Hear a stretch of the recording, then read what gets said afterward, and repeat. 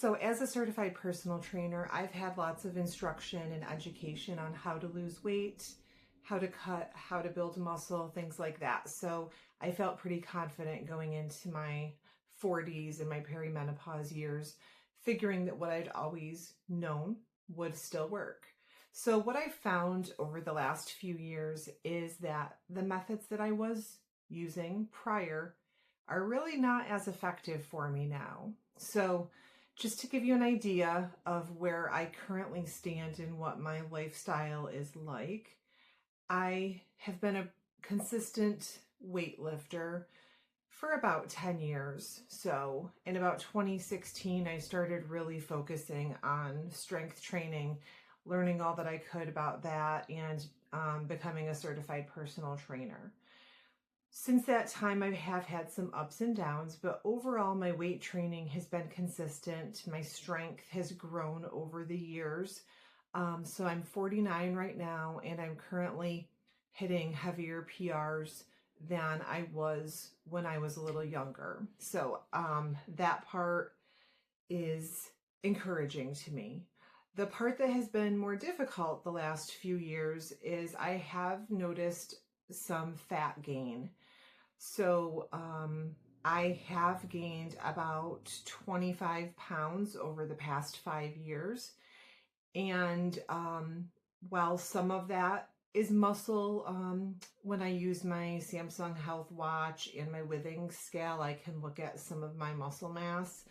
I sure did not gain 25 pounds of muscle. So a lot of that has been fat.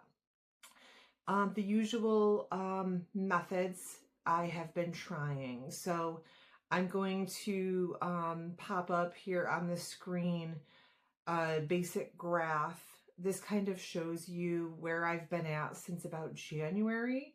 So I do track my weight and measurements and things like that weekly usually.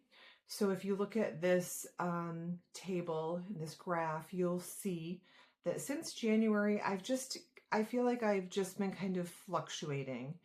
I'll lose a few pounds, gain a few pounds, lose a few pounds, gain a few pounds. I've attempted to look at when my menstrual cycle falls to see if there's a consistent pattern. There isn't really a consistent pattern with that. Sometimes I gain a little bit of weight right around the start of my period, and sometimes I don't. So other things I've been looking at is my calorie intake. So back near the beginning of the year, I was kind of doing my old school routine of just really lowering my calories. So my daily calories were around 15 to 1600. And that didn't really trigger any major weight loss that was worth that calorie deficit. As you can see from this graph, what I did find was I was very lethargic. Workouts were harder for me to get through. So in mid-February or so, I upped my calories to about 2,300 and did notice more of a boost in my energy level. I felt that I was stronger in my workouts. I overall felt a little better. But then what I did find is I was gaining some fat. So since then, I've kind of slowly been lowering my calories to see where that sweet spot is for me now. So currently my calories are around 2,000 to 2,100. If you look at all of my stats, that should be putting me in a really large calorie deficit, given that I generally do heavy weightlifting for 90 minutes, 5 days a week.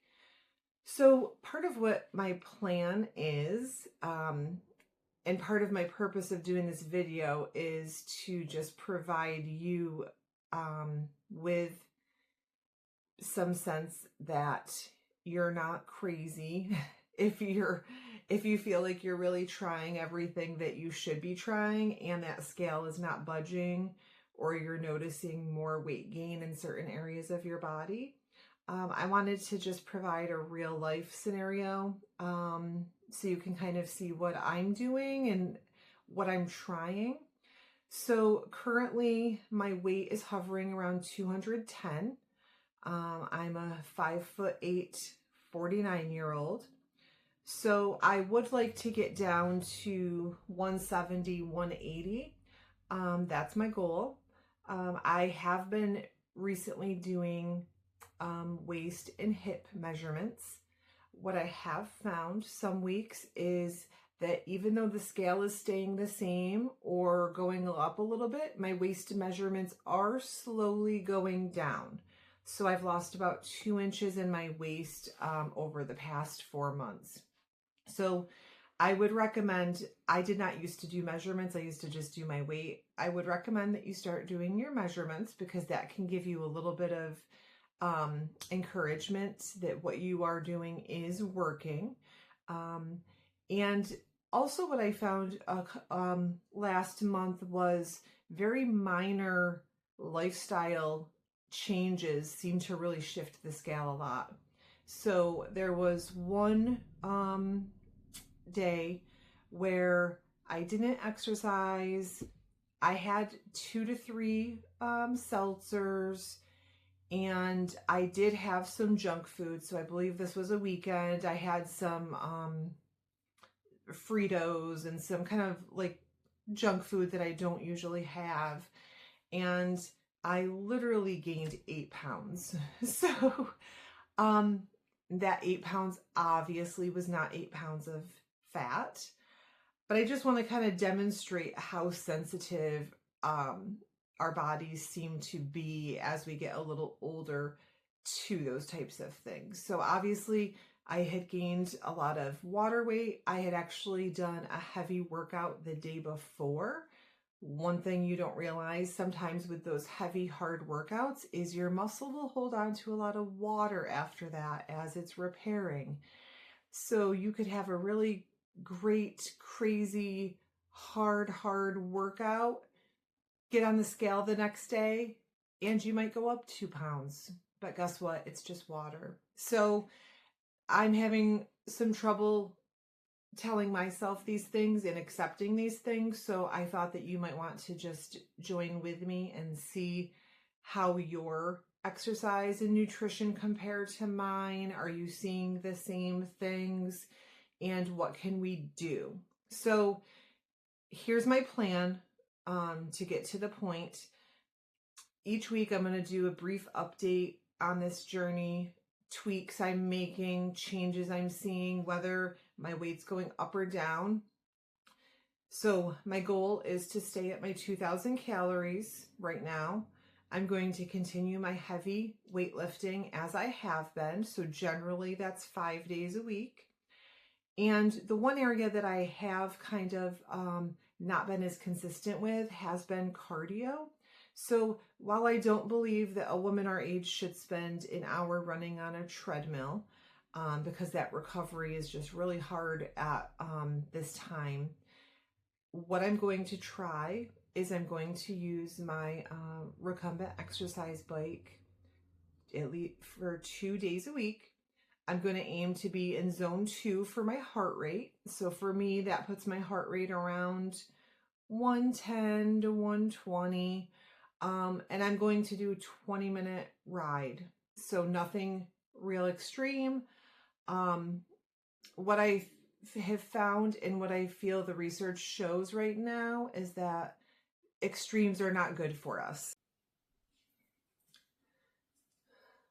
So to keep consistent, I'm going to add those 2 cardio sessions a week, and I'm going to try to add 1 high intensity session.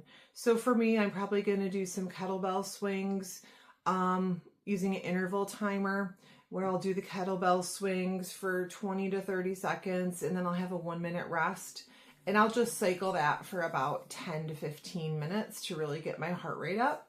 And I'm going to start there. So I'm going to keep everything else consistent. My nutrition will stay the same. I'm aiming usually for about 180 grams of protein a day. So I'm going to do the 180 grams of protein, 2,000 calories, continue my strength training and add in 2 to 3 cardio sessions that are brief but purposeful. And I will update you next week on if I see any noticeable differences with my measurements, my energy, my rest, my recovery, things like that. I would encourage you to comment if you have any suggestions or things that have worked for you or just want to share. I do have a free protein worksheet that I would encourage you to download. It's very simple to calculate your ideal protein each day, and also is separated into types of days. So a rest day versus a strength